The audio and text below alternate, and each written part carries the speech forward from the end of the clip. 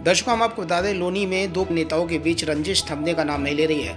आपको बता दें, पूर्व चेयरमैन मनोज धामा और साथ ही प्रेजेंट में विधायक नंद किशोर गुर्जर के बीच आपसी तनाव काफ़ी बढ़ गया है।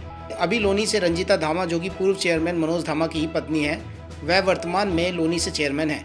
वहीं दूसरी तरफ नंद किशोर गुर्जर वर्तमान में लोनी से विधायक हैं। अब इन दोनों के बीच में राजनीतिक रंजिश इस कदर बढ़ गई है कि रंजीता धामा ने मुख्यमंत्री योगी आदित्यनाथ को पत्र लिखकर नंद किशोर गुर्जर की सदस्यता बर्खास्त करने की मांग कर दी है। जी हाँ, साथ ही उन्होंने ये भी कहा है कि उन्होंने मुख्यमंत्री पद की गरिमा को भी तार-तार किया है और साथ ही आम लोगों को गोली मारने की बात करते हैं। उन्होंने उन पर अपमानजनक टिप्पणी करने के भी आरोप लगाए और साथ ही अपने पति मनोज धामा से राजनीतिक द्वेष रखने के भी आरोप लगाए। ये पत्र आप अपनी टेलीविजन स्क्रीन पर देख पा रहे हैं कि किस तरह से क्या क्या कुछ लिखा गया है इस पत्र में नंद किशोर गुर्जर के खिलाफ। उन्होंने इस पत्र में यह भी कहा कि हम लोग अपनी रसोई के माध्यम से हज़ारों लोगों को पिछले कई दिनों से खाना खिला रहे हैं, परंतु लोनी के विधायक नंद किशोर गुर्जर हमारी रसोई को बंद कराना चाहते हैं। इन्हीं सब बातों को ध्यान में रखते हुए उन्होंने मुख्यमंत्री योगी आदित्यनाथ से विधायक पर कार्रवाई हेतु ये पत्र लिखा है।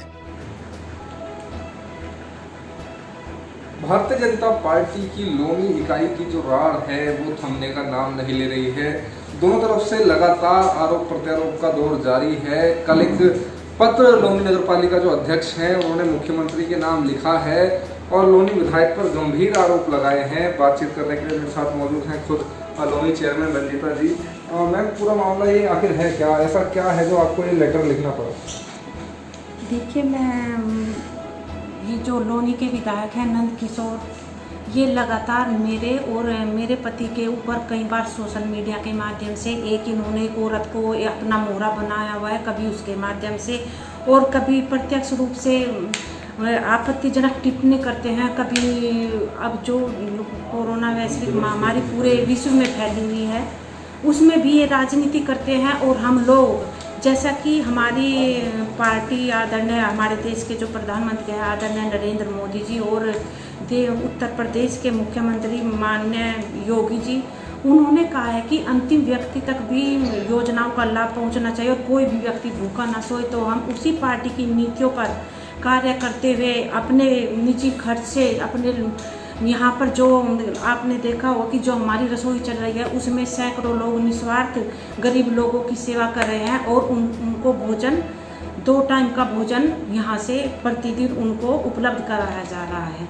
लेकिन इसमें भी यहाँ के विधायक को राजनीति सूझ रही है और तमाम तरह की उल्टी सीधी बातें करते हैं, जिससे क्योंकि ये समय इन बातों का नहीं है, बल्कि अगर इस समय ये ध्यान दिया जाए कि लोनी की जनता कितनी इस समय में, क्योंकि उनके काम धंधे चौपट हो चुके हैं, दिहाड़ी मजदूर थे, उनके सब काम ठप हो गए हैं, तो ऐसे समय में इस तरह की राजनीति विधायक को नहीं करनी चाहिए, बल्कि लोनी की जनता की सेवा करने के लिए उन्हें आगे आना चाहिए और निस्वार्थ लोनी के अंतिम लोगों तक भी सभी योजनाओं को जो सरकार जो भी मदद दे रही है वो पहुँचनी चाहिए, इस पर ध्यान देना चाहिए। देखिए, जो यहाँ पर हम रसोई ये हमारी चल रही है 31 मार्च से लगातार चल रही है और यहाँ पर प्रतिदिन पहले शुरुआत इसकी 5-6 हज़ार लोगों से होती, जो अब पहुंचकर 10-12 हज़ार तक पहुंच गई है। लेकिन इस रसोई में भी ये राजनीति करते हैं और ये चाहते हैं कि जो लोगों को हम खाना दे रहे हैं उसमें भी राजनीतिक भावना के चलते हुए, ताकि लोग सरकार का विरोध करें कि हमें खाना नहीं मिल रहा है और सरकार की बदनामी। एक आरोप आपने अभी मैंने देखा था वो भी लगाया था कि जो आपकी राजनीतिक लोकप्रियता से छिड़कर ये लोग आपकी हत्या करने का बात कर रहे हैं। ये बात बिल्कुल सच है। मैं कई बार ये बात कह चुकी हूँ। पिछले दिनों भी मैंने इस मामले को उठाया था, क्योंकि एक वीडियो था जो उनका वायरल भी हुआ था और उसमें साफ साफ ये मेरी हत्या कराने की और धामा जी की हत्या कराने की धमकी दे रहे हैं, क्योंकि ये राजनीति में बढ़ते हुए हमारे वर्चस्व से कहीं ना कहीं राजनीतिक द्वेष रखते हैं और ये चाहते हैं कि इनके आगे कोई ऊपर ही ना पहुंच पाए। देखिए, पिछले दिनों यहाँ पर लोग कभी ये पत्रकारों की पिटाई कराते हैं, कभी ये खाद्य आपूर्ति के जो एक अधिकारी थे उनके साथ इन्होंने मारपीट की और सबसे बड़ा जो इनका मैं आपको कृत्य बताऊं, इन्होंने एक ऐसी महिला को मोहरा बनाया हुआ है जो आप देखिए, मैंने कल उस महिला का एक नया वीडियो सुना, उसमें वो मेरी बेटियों तक को ये लोग नहीं बकस रहे हैं। इनको शर्म आनी चाहिए कि बेटियां देवी का रूप होती हैं और ये बेटियां लोनी में ही पैदा हुई हैं, इसलिए मेरी की बेटी का अपमान नहीं किया, ये पूरी लोनी की बेटियों का इन्होंने अपमान कराया। दूसरी तरफ एक महिला से उसे कहलवाते हैं कि भीख मांगते थे, धामा जी भीख मांगते थे। देखिए, मैं भी एक साधन संपन्न परिवार की बेटी हूँ और हमारे घर में जब पुत्र होते थे तो जमीन दान देते थे, ऐसे घर की मैं बेटी हूँ। और आप ये अब आप ही बताइए, क्या मेरे ऐसे घर में शादी करते?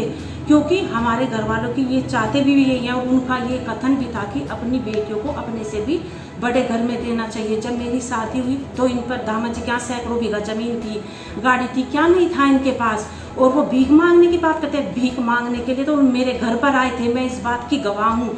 और ये धामा जी जिनके विषय में वो अनाप शनाप बातें करते हैं, इनके पैर पकड़ के कहा था कि मेरी मदद करो, माता जी के पैर पकड़े थे और उन्होंने अपना बड़ा दिल दिखाते हुए उन्हें जो वो जीत थी उनकी झोली में डाली थी। लेकिन हमसे गलती हुई है, हमने एक ऐसे आदमी को उस सीट पर बिठाते जो सत्ता के नशे में चूर होकर हमारे ही ऊपर।